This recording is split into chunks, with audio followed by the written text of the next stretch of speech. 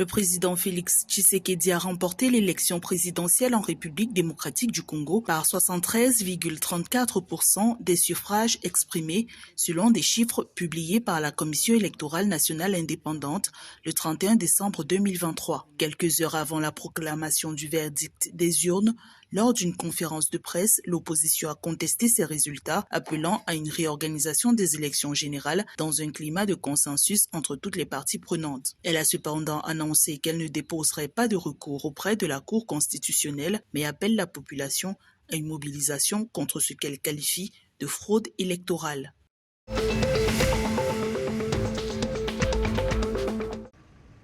Sur une période qui a débuté le 30 décembre 2023 et s'achève le 31 janvier 2024, le gouvernement de transition du Tchad est autorisé à légiférer par voie d'ordonnance. Le projet de loi soumis à l'examen des conseillers nationaux a été adopté à la majorité absolue par 157 voix pour, une abstention et 0 voix contre. Cette décision vise à assurer la continuité de l'État pendant la cessation des activités parlementaires pour une période d'1 mois.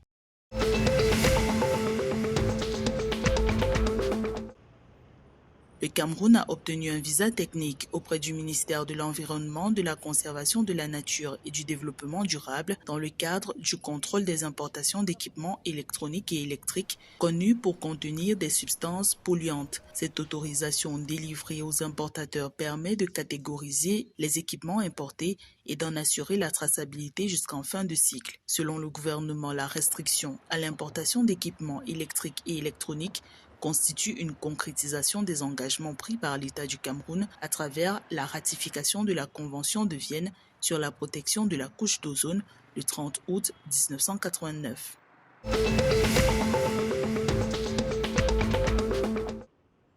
Le gouvernement de la République du Congo va consacrer plus de 2,4 milliards de francs CFA à la prise en charge des victimes des inondations dans le pays. Une pluviométrie 2 fois plus importante que les années précédentes a causé des crues affectant plus de 237 500 personnes dans le pays. Au Congo, 346 099 hectares de superficie et 2292 hectares de terres cultivées ont été inondés. Dans les départements de la Likuala, Brazzaville et Pointe-Noire, 13 décès ont été enregistrés et 6 personnes sont portées disparues suite aux intempéries observées en 2023.